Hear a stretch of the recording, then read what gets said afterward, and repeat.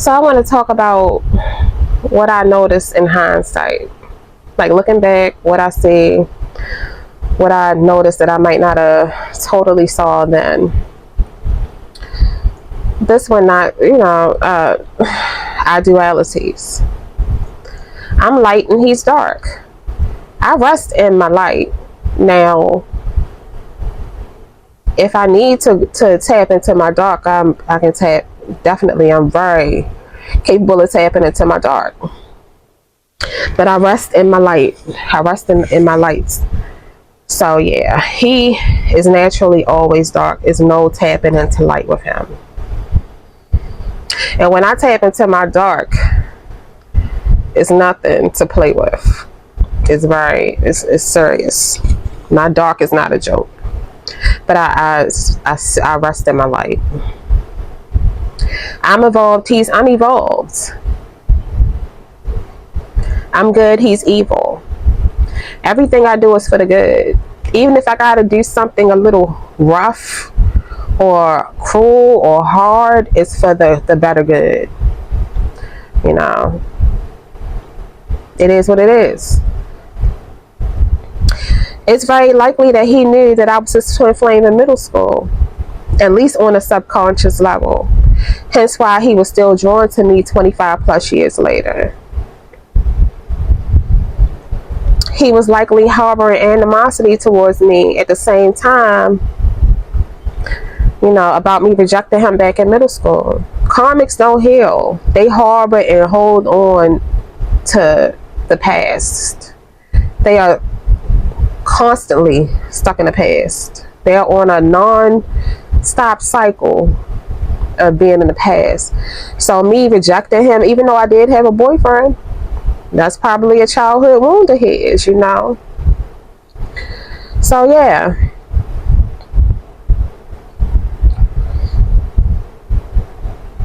It seems like he had a love-hate type of relationship with me, even though he really don't know how to love, but he didn't know how to love me, but he liked the feeling of the love I gave him, which he was not used to. He wasn't accustomed to being loved. That's why he was so on cloud nine while we were entangled.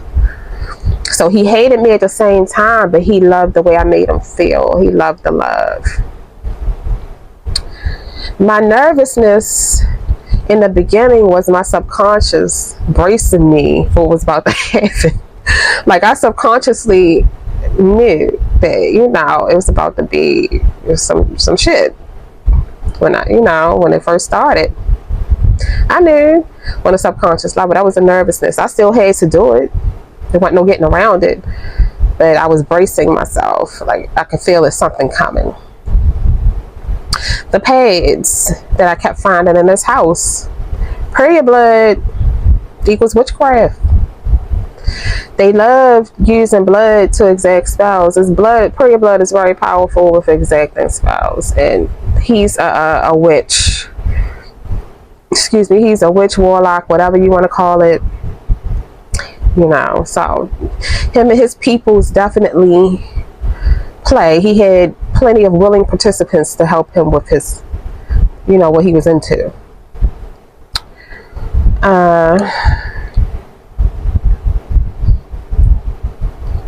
The reader said that we weren't twin flames, so she wanted to set me up. I likely came out as the Queen of Pentacles in her reading. They are in the business of harvesting people's energy with the use of spell work and witchcraft. That's what they do. And you got to watch people with their sex magic, because they'll harvest off of your energy through sex as well. I think he tried it with me, but it didn't work. Most of the time they say when you have sex with somebody that they're harvesting, like a incubus, succubus type energy, that you feel tired afterwards. I was never tired afterwards, but I'm powerful too. So he could probably try to suck me until kingdom come, and I would never be tired because I'm powerful. He could never suck me dry.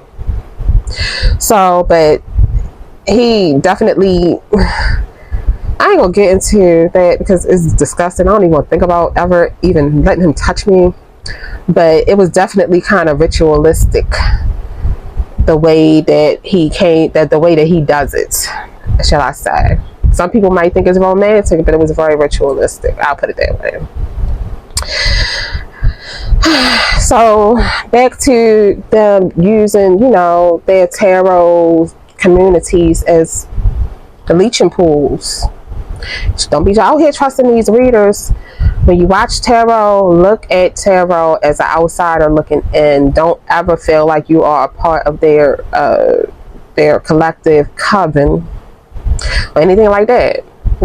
Have an observational mindset when you're watching tarot.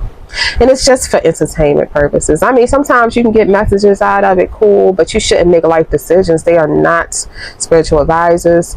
Watch them, take what you can. You can learn some stuff, but I would not take it as, don't hang on every whim, every word, every belief, none of that. Like, watch it as with an observational mindset, like the outside looking in.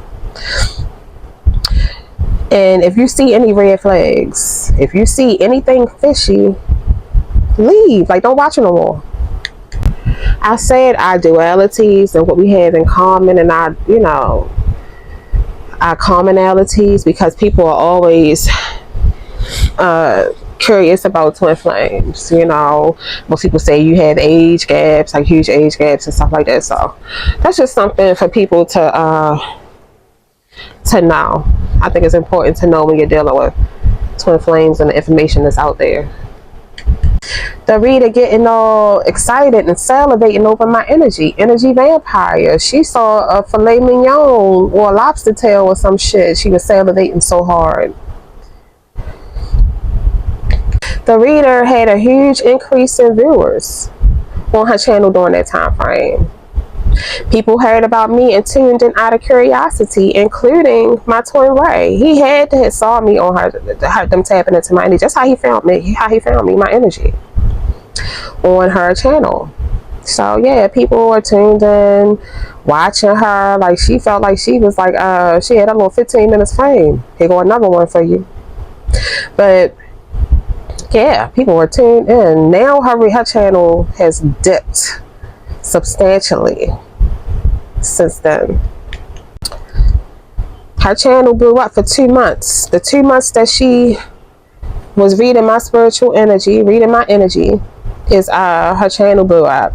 And she decided to repay me by spiritually attacking me and trying to rob me. That's a pattern that I see with karmic witch readers. They profit off of divine energy, trying to rob us financially and spiritually, all while pretending to be us. Notice that they be saying that they us, divine feminines, divine masculines, like they are pretending. They're pretending to be us, all while robbing. It's like, it's gaslighting, like, for real. And that's some twisted shit. I was also bombarded by so many people because I wasn't affected by their spell work. They were throwing everything at me. Everything which way but loose. And none of it affected me. The spiritual community in my city is small. And most spiritual communities consist of witches. So they're looking like, damn, they did this, that, and that. Is she still alive? She's still okay? Her mind right? Like, she ain't going crazy? Like, what's going on? Who is she? You know what I'm saying? Because a lot of the time when they throw in magic, they do it real sneaky. It's real quiet. Everything spiritual is quiet. Everything is behind a veil. That's why you can't just openly trust people. I'm telling you right now, everything is hush, hush, hush, hush, hush. And don't nobody, it's people that watch tarot, don't tell. It's people that do magic that damn sure won't tell. I respect the ones that's open about it. You could be the evilest person and be openly evil, and I respect you for standing in your truth, for being yourself unapologetically. Most people be the most evilest and put on the facade of being the nicest and the most sweetest, and it's not like that. Like, they are evil. That's not saying each other for a month. I got a download that I was protected from him because he was really doing some buck wild crazy shit. Like, he got all kind of issues, okay? So I was protected from him. It wasn't because he did not want to see me, because he would have been fine with seeing me and doing him. He didn't have no morals or fucking values. It was because I was protected from him that we didn't see each other for that month. Me causing the tower by saying what I wanted triggered the ending. I listened to my intuition and I said what needed to be said. I never go against my morals, values, or compromise myself to anyone, for anyone. I always let my intuition guide me to make the best decisions and to keep me in alignment, always. He was so cocky in the beginning because he thought that we were of equal spiritual ranking. I'm the empress. He figured he was the emperor. I'm a high priestess. He figured he was the high priest. And he thought that he could be abundant and still keep me and still being energetically tied to me, while simultaneously living his questionable lifestyle. The emperor and empress, high priest and high priestess was the energy of my twin ray and I, not the twin flame and I. She was pulling on the energy, lying and pretending that it was the twin flames, but she knew damn well it wasn't. When I surrendered the situation to the Creator God and truly washed my hands of it, not only did it release me from my twin flame contract by cutting the cord, it also unlocked the crucial level of my ascension process, of my awakening process, causing me to have an enormous ascension. I became aware of how tremendously heightened my conscious and subconscious is. I'm extremely diligent about who's in my energy on a conscious and subconscious level. And I can find their souls wherever they are and handle them myself. I don't need to send no demons. I don't need to send no spirits. I don't need to send no ancestors. I handle mine myself. Okay? I'm extremely sensitive about who is in my energy, both physically and spiritually. A good description of it is the angel with the eyes all over it. I could not only see through the 3D veil, I could see through the 5D as well. Being that I'm a highly evolved ancient soul, I was already well aware of the illusions that the karmics were trying to cast, so they were unable to trick me. When you're awakened at the level of ascension that you achieved your previous lifetime. Once awakened, you're called to ascend higher each lifetime that you're awakened. That's if you're not karmic. So say last lifetime you awakened to seeing through the 3D, and then your lifetime was over. When you're reborn again and you're living another lifetime, you'll already be able to see through the 3D. So your task is to be able to see through the 5D. I'm going to put a little description up of something I put together to describe how the 3D and the 5D are matrices.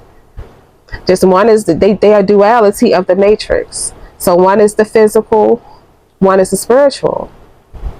Usually when you're on your spiritual journey, people that I've seen this lifetime have been awakened to the 3D, but they are blind to the 5D, but they think that they have awakened completely when they haven't.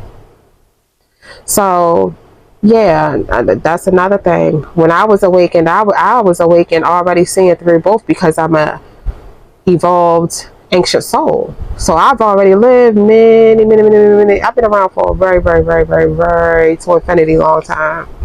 So it's nothing that you can get past me. Nothing that anybody can get past me. Even when I can't see it, my conscious, my soul is always working. Always diligent, always knows what's going on. So let me know what you think about this.